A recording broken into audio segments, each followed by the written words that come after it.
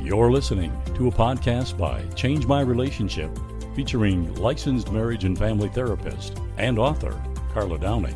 These podcasts are designed to provide you with practical solutions based on biblical truths for all your relationships. Today, Carla will be interviewing a guest who has experienced a relationship problem and successfully worked through it.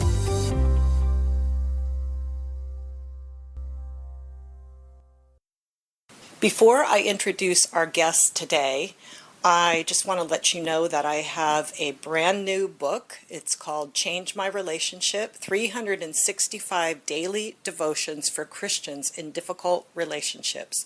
I'm really excited. It's going to be an amazing resource.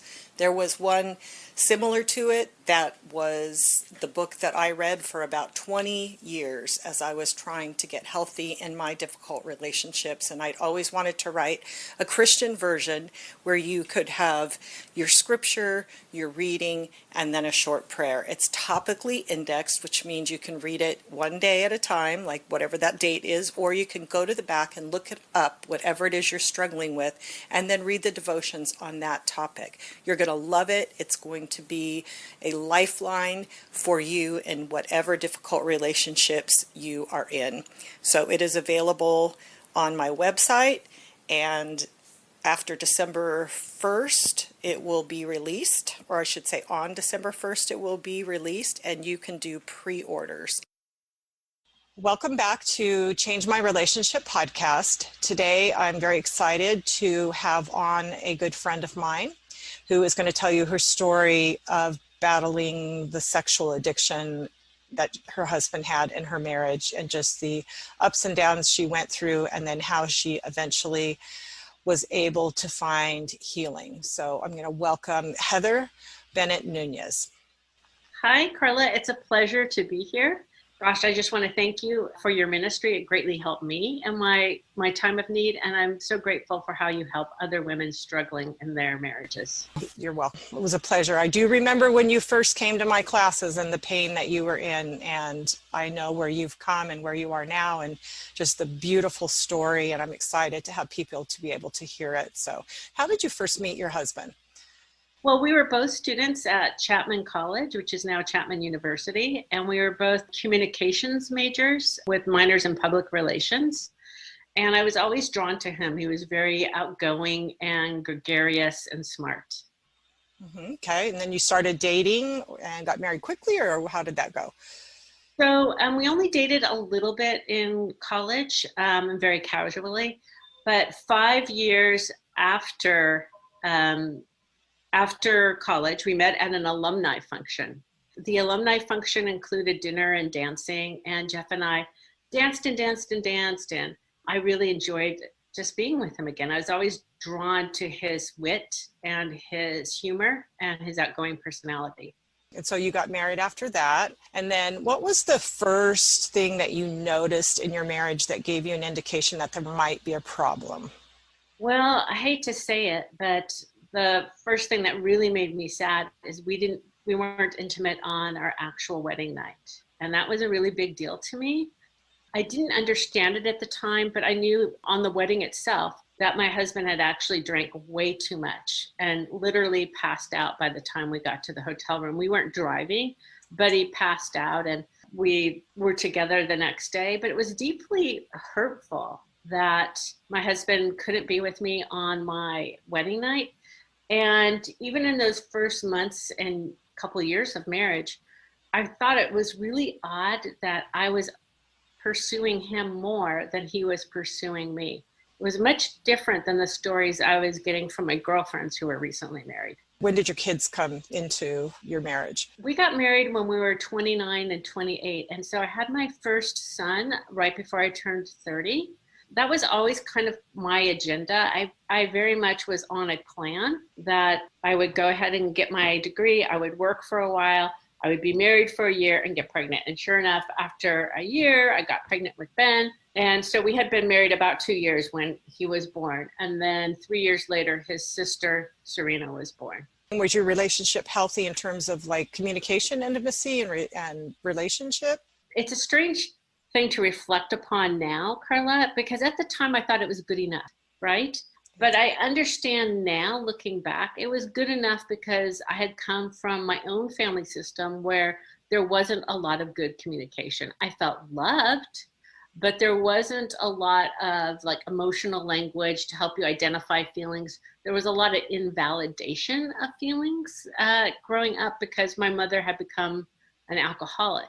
And so I wasn't really familiar with normal requirements for a close relationship. So I came into the marriage sort of with this distorted viewpoint about what relationships look like and what emotional connection really was.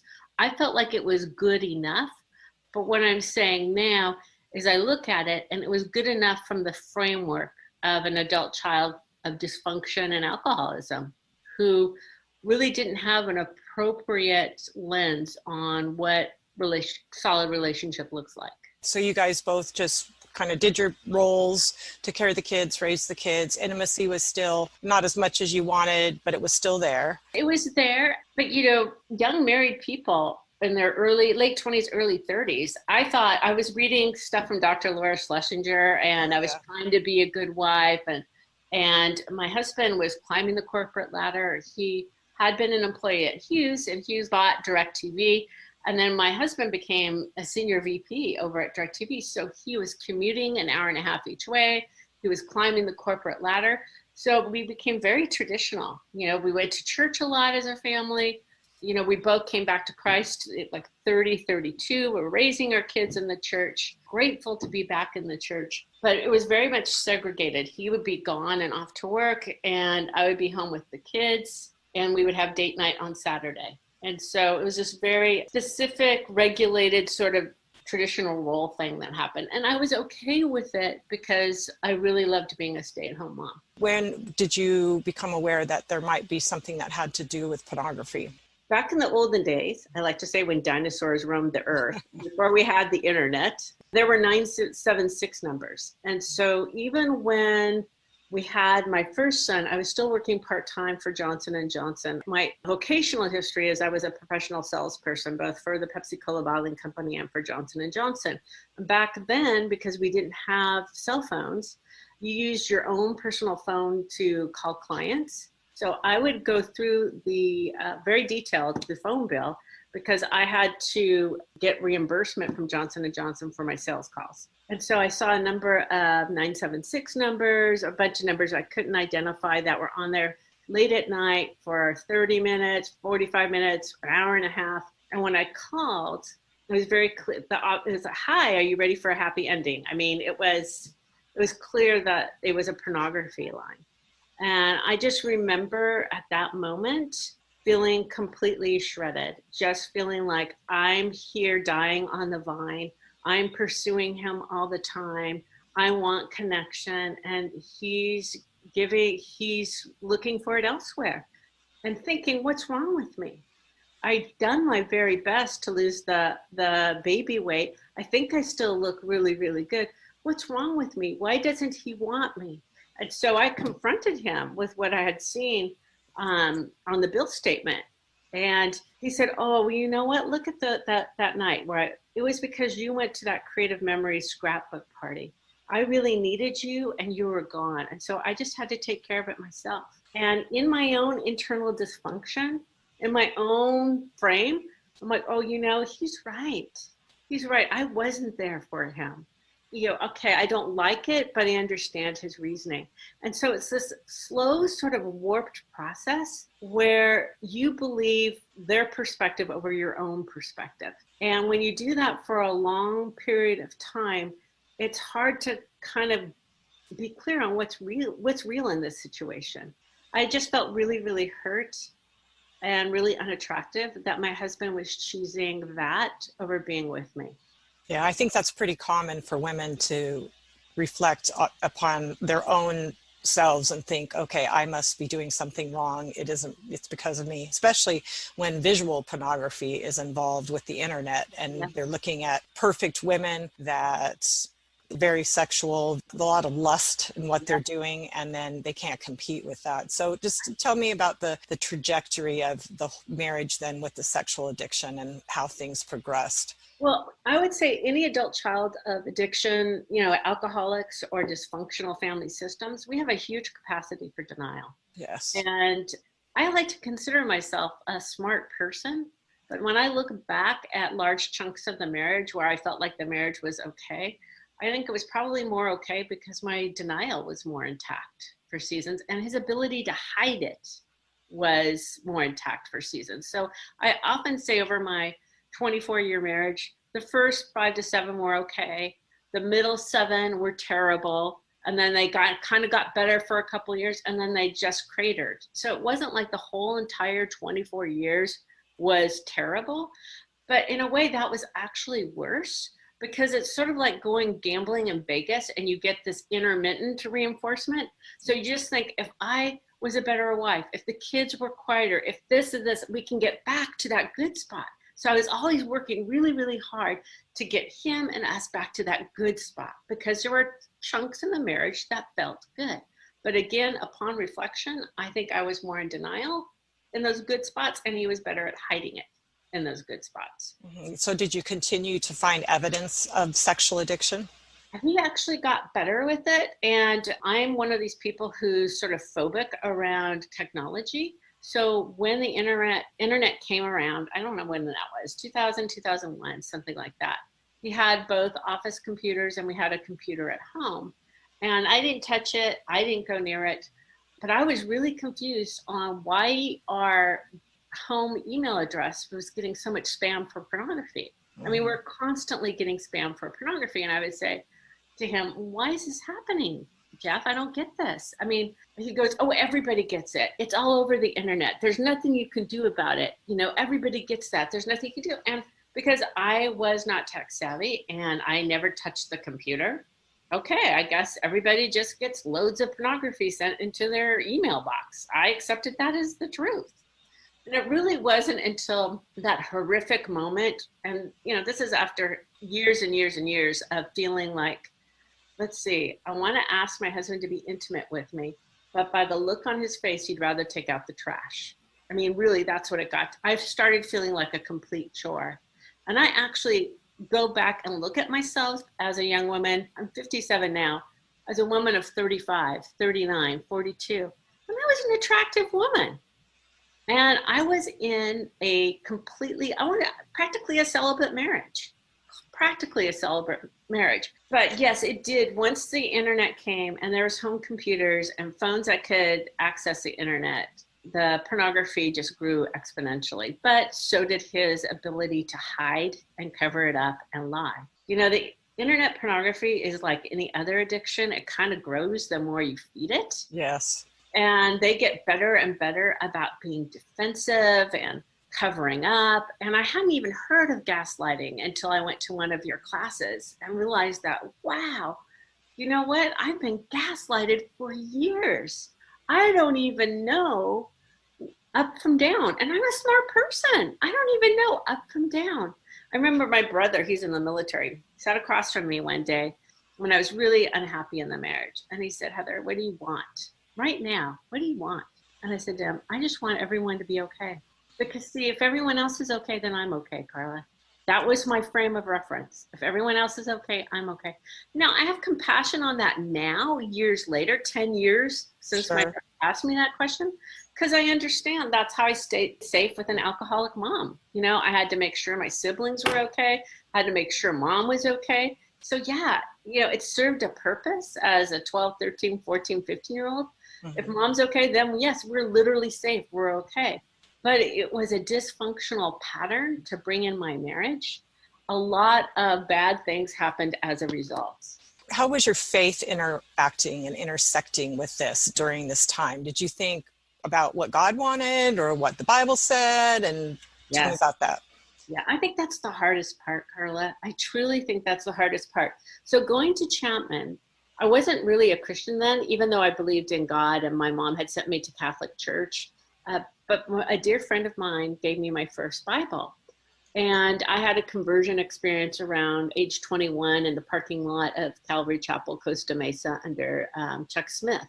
Mm-hmm. And so I was very very Christian in my heart. But when I met Jeff and we got married, he was sort of this backslidden Lutheran. So a friend of ours said, you need to go to premarital counseling. So we went to premarital counseling with an 85-year-old Lutheran pastor who basically said, Jeff, I know you're Lutheran and you're Christian. Heather, are you Christian? Yes, I'm Christian. Okay, then it'll all work out. Oh, wow. That's all it takes. That was the extent of our premarital counseling. I suggested, because my mom's heritage is Catholic, I suggested that we would go to engagement encounter. And actually that was helpful because they asked you questions like, how many kids do you see each of you having? Let's talk about the financial piece. Let's talk about divvying up, functions of the household, who's going to stay home, who's going to earn. So it was practical. But none of that could have prepared me for the escalation of my husband's sexual addiction. That's really what it was. And I had no idea, Carla, call me naive. Now, my non-Christian friends from Chapman, they would say, Heather, I don't know how you did that. How did you stay married for 24 years in a sexless marriage?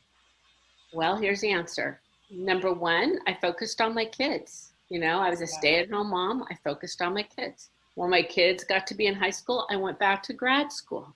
So I found other ways to grow myself and other ways to get my needs for connection. But there was a time when my kids were in 3rd and 6th grade where I thought to myself, if things don't get better, there's going to be nothing left of our relationship by the time these kids get out of school. He and I are really, really disconnected. But I didn't understand the level that the addiction had taken over in his life and all the secrets. He had a lot of secrets that he was holding around, basically running a double life. We were at church and he was on the elder board. I was in women's ministry. I was attending Bible study fellowship. And the stronger I got in my faith, 2 things happened. Number one, I don't ever regret growing stronger in my faith and studying the Bible for 6 years at Bible study fellowship. But for me and my life experience growing up, sort of this codependent idea and my Christianity started to commingle. And I would say things to myself like, well, we don't have a physical connection, but we have a spiritual connection. Well, he works all the time and provides for us. My needs for that kind of intimacy, I can just put them aside. Well, you can't beg for what somebody can't deliver. And so I started to just view him as incapacitated in a wheelchair. And we were just going to raise our family in a relationship where there's very little sexual intimacy. I discounted and denied those things, thinking, well, gosh, Christ suffered on the cross. I can give up my sexuality. Clearly, Jeff's not interested in sex. And of course, it wasn't until months and years later that I saw he was really interested in sex, just not sex with me, sex with himself. He was, masturbating to pornography constantly. There was no sexual energy left to actually engage with his wife, a real person, because all his sexual energy was going to pornography. And the irony is because he was in upper management, the irony is he saw people losing their jobs who did internet porn. He saw what was happening to people. But that doesn't matter once you're engulfed in that kind of addiction. It's that compulsion and obsession that grows and grows, and the tolerance increases, and they need more and more. And it's really common, and we're going to have you back on later as an expert, which people understand why shortly, to talk about the whole dynamics of sexual addiction. But what you're describing in your relationship and the way that it goes is actually pretty common. Yeah, I mean, of course, a stay-at-home mom who's going to Bible study fellowship and is a soccer mom, you don't know these things. You don't think about these things. There's a whole world out there that your eyes and your mind can't even conceive of. But the quandary for me became the fact that I wasn't happy in the marriage. I felt disconnected. I felt devalued. I felt unloved. And all of my bids for attention, all my bids for love were denied or minimized or mocked. And so I just stopped asking. And we started living together as roommates. Friendly roommates. Our household ran fine. Seemed like our kids were doing fine. More on that later. So I just thought, you know what? Christ suffered for me. I'm going to put aside my needs. My needs are important, and I'm just going to raise these kids. That's okay, because look at what Christ did for me. I think also, Carla, what was so hard is I really wanted the marriage to work. I really did love him. I really saw the good that was there. I wanted to raise my kids in an intact family system. I wanted that for them. I wanted Jeff to get back to who he was before he became this workaholic. I thought it was just working all the time and sometimes being depressed. I figured he has no energy for me. The guy commutes to El Segundo from La Habra Heights, and he has no energy. And I'm lucky I get 1 2-hour cordial date with him on a Saturday night because he gives everything at the office and nothing for me. Now, my non-Christian friends from Chapman, they would say to me, you've got to be having an affair, Heather. I mean, you haven't had sex now in 6 months. You've got to be having an affair. And I would go to my friend, our friends, I would say, that's just not in me. It's not who I am. I would never have it. I wouldn't even conceive of having an affair. You know, they're like, well, you have needs and you're a beautiful woman and you're only, 40 years old and you could pass for 30, 32 or something. You know, why don't you blah, blah, blah, blah. And I'm like, that goes against everything that I am. And I said, I made a promise not only to Jeff to honor him and have fidelity, but I made a promise to God. So as things got worse, that was my sort of stuck point, that now it wasn't even about Jeff anymore. It was, I don't want to let God down. I promised to all of our friends and family, and I promised God that I would love this man until death did us part. I made a promise. And you know what? Maybe he's not the best husband, but until God tells me different, there's no adultery. I've asked him a bunch of times. I've asked him a million times.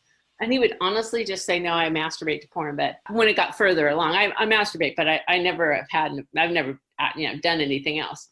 I'm like, I don't have a way of getting out of this. I don't have biblical grounds for divorce. So my needs don't matter. Doesn't matter that we're roommates. I'm going to raise this family. It will be what it'll be because I'm not going to disappoint God. Right. So what happened that escalated? A couple things. We had moved our family out of state to Oregon. In my mind's eye, I was doing one of those things where I thought, well, if work is the problem, because that's how I conceptualized it, compulsive working, and we're disconnected foundationally because he works too much and then gets overwhelmed and depressed and then seeks out coping from porn. I'm like, he got a huge compensation package from DirecTV when AT&T and Rupert Murdoch bought out the company. So he got this big package. And honestly, if he had done nothing, he could have retired right then at age 50. He could have retired with the amount of money he got. But we moved out of state.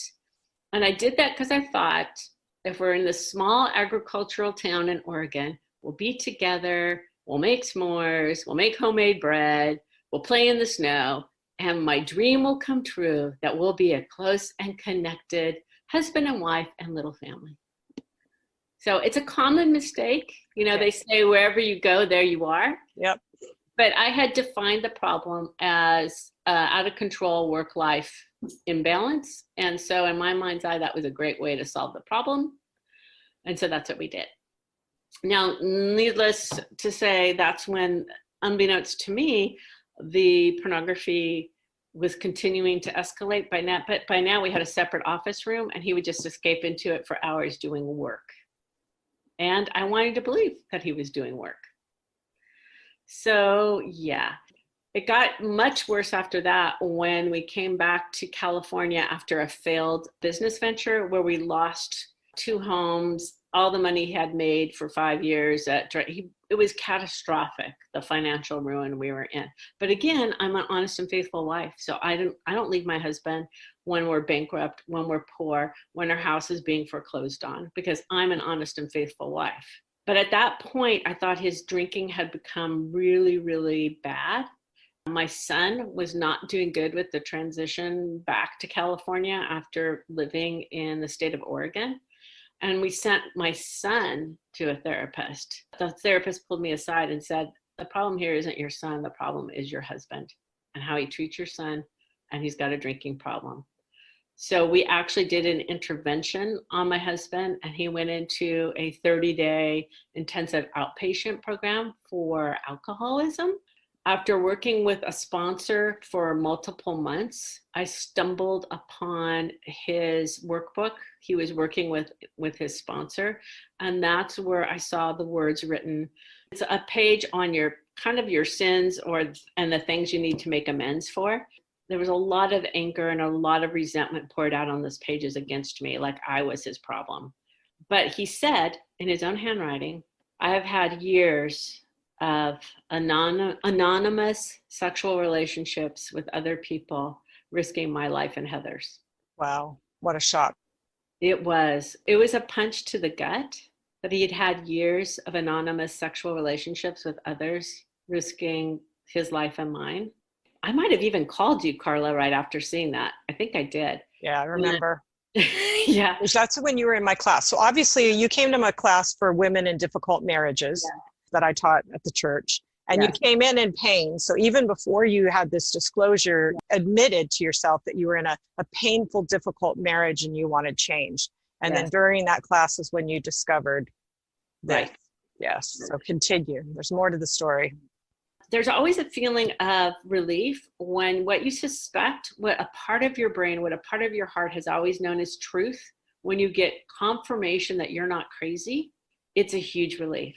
So it's this mixture of relief, like I'm not crazy. This has actually been happening. Then it's grief, like I would never even, I don't even have it in me to be unfaithful. It's grief. And then it's anger. Yes. How dare you do this? How dare you do this to me? Oh, and then it's acute grief when the next week I have to go into my gynecologist's office in Fullerton, tell her what's going on, and get tested for every STD known to man, including HIV. Okay, every herpes test, every test you can think of. When all I've done for 24 years is sacrificially love a difficult person. Exactly. And gone without sex. Yes. Makes it worse. That's like, that's the ultimate irony in that. So. Yeah, it's super ironic. I've done nothing to bring this upon myself. No. And the betrayal you feel, it's so intense. The betrayal, the hurt, the sadness. And now what? I'm almost 50. I haven't worked in 20 years. Yes, I had gone back to school and I was working on the next level of my career, but I had not generated income in years and years and years. And I was terrified on how am I even going to do this? And my daughter's still 16. So then I think I said something to you, Carla, like, I'll just tough it out till she graduates from high school. Yes, you did. And my response was not a good idea. I said, talk to me when the anger hits. Yes. Anger is a gift. The anger is a gift because then you start realizing your worth. Then you have energy to do something. But that for me came after a lot of grief and a lot of mourning and a lot of sadness. And a lot of fear when, I figured all this out right before I turned 50. I had spent half my life and most of my adult life with my husband. Right. Then you found out more. That made it even worse. Yes. Are you willing to disclose that? Sure. I had suspected this because a lot of people would ask me, isn't Jeff gay? Like, why did you guys get married? Isn't he gay? And he would oftentimes tell me how hurtful that was, how painful it was. Why would anyone think that? Do you remember the term metrosexual that was around in the 90s? Oh, yeah. That's kind of how he defined himself, like this tailored guy in the best outfit and cologne from Nordstrom. He was like a metrosexual. And I'm like, okay. And, we've had sex. I know he's capable of it. And wouldn't a gay person actually just be with a gay person? So we've had sex. We've had kids. How can he possibly be gay? But when we were in Oregon, one day I had to go in there and do some research for homework for my grad school. I clicked on something in the history, and it was graphic imagery of two men having intercourse.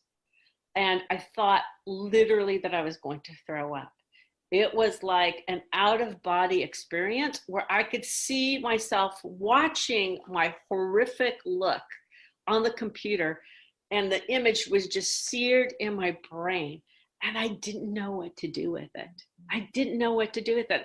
It was like the worst fear in the back of your mind that you never wanted to think. Here he was looking at it. My kids were in school. I got into my car and I just drove around aimlessly in this agricultural town for like 2 hours, like an out of body experience. And then I got on the phone and called Focus on the Family and tried to find a counselor that would have any guidance for me in this area. That's a whole other story, because there's a lot of people, even way back when, 5, 10, 15 years ago, nobody knew what this stuff was and nobody knew how to address it. They didn't know how to address it at all. And so I got a lot of well-meaning but not helpful advice. The pain that you went through was phenomenal. What ended up bringing you to the point of deciding that you were going to get a divorce? Unfortunately, it wasn't, even though I had now confirmation of both the problem with drinking, well, actually multiple problem with drinking, problem with internet pornography, and now gay pornography. So all that wasn't enough.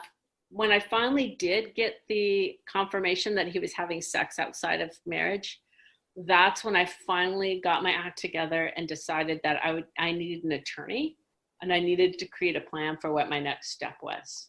And I was lucky in the sense that his parents would typically give us a cash gift every Christmas in each of our names. And for 20 years, I'd always just handed my check over to Jeff. But that year was the first year I actually deposited it in my account and took that money to get myself a divorce attorney and started creating my plan to leave. Right, which your daughter was still in high school, which you didn't really want to do. I didn't want to do. I wanted to keep it together, roommate-like, friendly-like, as long as possible. But it was just the tension in the house, the dysfunction, the escalation. It was my first time ever feeling sort of the electrical charge in the air that happens in domestic violence. He never actually hit me, but there were a couple of times when I would open up a bill and ask why it hadn't been paid. Or one time I got our bank account and it showed $500 a week being taken out just as cash. And I said to him, that's $2,000. What did you do with $2,000? And he was enraged. He threw the papers at me and he said, it went to Albertsons. I said, no, it did not. I do the grocery shopping. Even if he wasn't drinking, he still was engaged in this double life, sneaky kind of behavior. When I called them out on it, that's when I would get all of that anger and reactivity. And that actually, at that point, my daughter didn't see that, but she saw enough going on that she came to me as a 16-year-old, a sophomore in high school, and said, you can't be here anymore, Mom. It's too hard on you. It's too hard on Dad. It's too hard on me. You can't be here. She went to go visit friends for spring break, and I went to go see my cousin. And I was packing up a bag, and a little voice said in the back of my head, you might not come back. And I literally didn't come back. I mean, I only had a small bag. I went to my cousin's, but I never came back. Well, sometimes that's what it takes, because it's too hard to do all of the preparation that you would have to do. You just almost got to run. Whatever works, whatever Right. it takes. So you went through the divorce, and what was the process that you went through in terms of adjusting, healing, grieving? Well, there's a lot of grief involved. And when you are raised with alcoholics, this is a Heather term, it's not politically correct. You become kind of emotionally retarded. You don't know how to feel your feelings. You don't know how to identify feelings, all of that. So I was actually in your class with a classmate who was running our group. Her name was Lori. She was just a really Holy Spirit-filled gal. And she said to me, Heather, the Lord gave me a vision for you last night, and I want to share it with you. This is when we were in private after class. And I said, what is it? He gave me a vision of you as a small infant. And you're kind of in one of those burrito wraps. You know how you tightly wrap a small infant? And he's holding you close to his heart. And he's saying, dear one, when you're ready, you're going to cry tears, and it's going to be like a river that fills the ocean. But I am here and I'm holding you as you cry a river of tears. That's beautiful. Isn't that beautiful? And she said there was a violin playing in the background, and literally that was so comforting that God gave her that image. I held it in my heart, and I went home that night, Jeff in one room, me in another room across the way. I put on violin music. I laid in bed and I cried, imagining Christ holding me and walking me through the pain. Which he does for all of us, even if a friend of ours doesn't have a vision. That is the way Scripture describes him. Yes. Absolutely. But it was very, very comforting to me. But I was scared, Carla. We had lost the house, and we were still in the house, but his parents bought it. So I didn't have legal claim to a house. I didn't have a source of income. I knew I was on a track to get income in the future, but I wasn't there yet. I had periods of time where I would pawn jewelry for a tank of gas. I pawned jewelry to get my daughter an outfit for prom. I really didn't know how I was going to do it, but I felt once I had that proof, I could really see my husband for the chaotic, unsafe person he was, and I had to get out. Mm-hmm. Which is the right thing at that point. Yes. I mean, that's just too much to sacrifice. There's a point where it becomes so toxic and unhealthy. So you went through years of just coming to terms with all this from that person who was still invalidated, questioning, kind of not sure, and then you have become a completely different person. Tell us about that. You know what, Carla? I like to think that I'm the person that God always intended me to be. Yes. And I feel like I just got lost for a while. And I got lost, and because of these default operating patterns that I had operating from childhood, that I had a little girl part of me that said I couldn't save mommy from alcoholism, but I'm going to save Jeff from himself. You know, I had unfinished business that I thought I had worked through that was still there, not serving me. To where you are now, you have just you're so healthy, you're so healed, you're remarried to a beautiful man that God brought into your life, and just enjoying the marriage that you always should have had, which is always awesome for me to see. I absolutely love seeing that in women when I see them go through all that, pain, and then they come out on that other end. I know you're just very healthy. I very much think that I'm now back to who I was. I'm back to Heather. I feel like I got lost along the way. I got lost for a couple different reasons. I have a heart of compassion for others. I know how to sacrificially love. Those are good things, but when you're with somebody who is abusive or addicted, those good things become your worst enemy, because you lose sight of your own worth and your own value and trying to make them okay. I was very lucky in that when we moved back here from Oregon, I reconnected with my college roommates. I had always stayed a little bit more connected, but they actually called me back to the woman I was before I got married. When I would come in and say, Jeff said I was selfish, Jeff said this, they would laugh. They're like, that is the most ridiculous thing. That's ridiculous.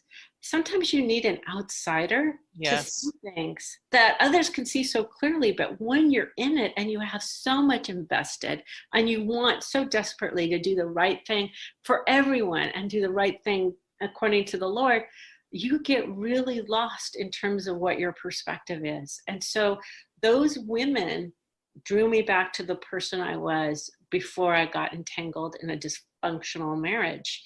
And then the women from your group helped me know that I could be a Christian woman and still let go of somebody that was not a safe person, very chaotic and very damaging. Yeah, and that God did not want you to be tolerating that and going through that.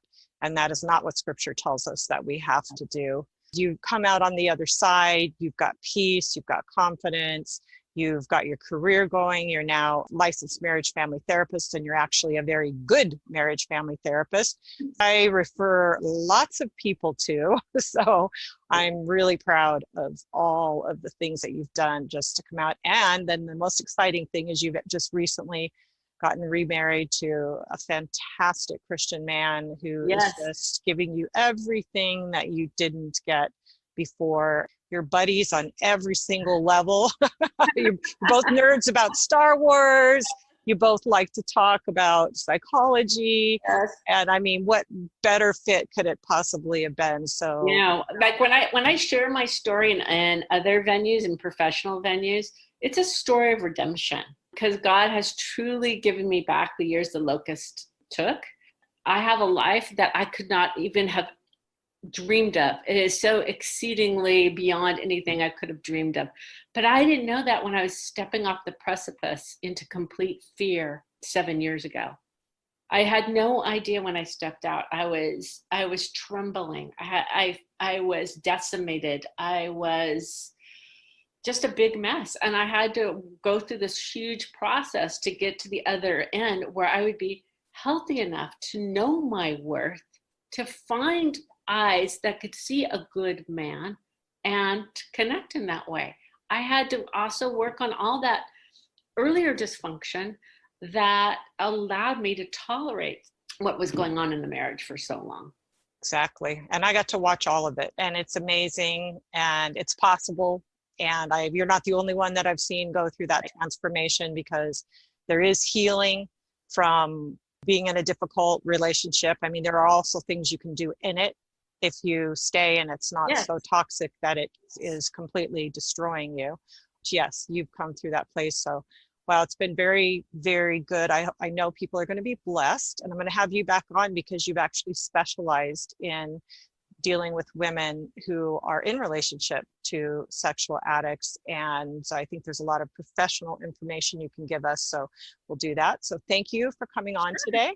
My pleasure, Carla. Thank you so much. You're welcome. So thank you for listening to this podcast, and I hope to have you come back to the next one. Okay, God bless. Thank you for listening to this interview on Change My Relationship. We hope you will subscribe to these podcasts and share them with your friends. Carla would love to hear from you. She welcomes ideas for future podcasts as well as your feedback on how the podcast have helped your life and relationships. You can email her at carla@changemyrelationship.com. For more information on Change My Relationship and Carla Downing's ministry, including her books, studies, devotionals, podcast, and YouTube videos, visit changemyrelationship.com.